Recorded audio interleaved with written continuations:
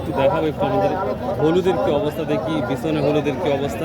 আসসালামু আলাইকুম ভাই, কেমন আছেন? আলহামদুলিল্লাহ। বিছন হলুদ কত বলতেছেন ভাই বিছন তো বিভিন্ন দামের যাচ্ছে, মনে করেন একটা দাম 4000 থেকে সর্বোচ্চ 4000, আর নিম্ন নিম্ন মনে করেন 2000, 2200, 2500, 3000। প্রথমে ভিডিও করতেছি তো আজকে এই হলুদের, অনেকেই বললে তো কোনো আচ্ছা ঠিক আছে দেখা যায়। তাহলে এটা আপনি কত বলছেন?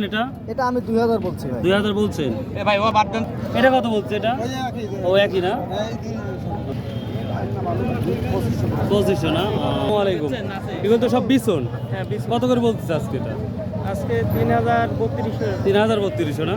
ভিউয়ার্স দেখুন, এই যে যেই বিছনগুলো দেখতে পাচ্ছেন, এটা আজকে ভাই বললো 3200 বা 3000 টাকা করে বলছে।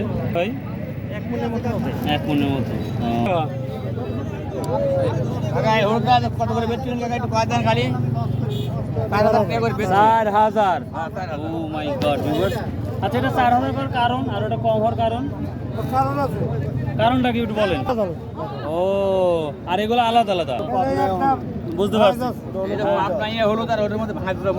ও, এই জন্য এটা দাম বেশি, বুঝতে পারছি। আলাদা আলাদা যত হবে ততই হচ্ছে দামটা বেশি মনে হচ্ছে। বুঝতে পারছি। Thank you. এই জন্যই দামটা। আচ্ছা, থ্যাংক ইউ। আলাইকুম ভাই, একবার তো সেই মাল কিনছেন। হ্যাঁ, সেই মাল। কত করে কিনছেন এগুলা? এটা ভাই কিনা হচ্ছে আমার 3900। 3900?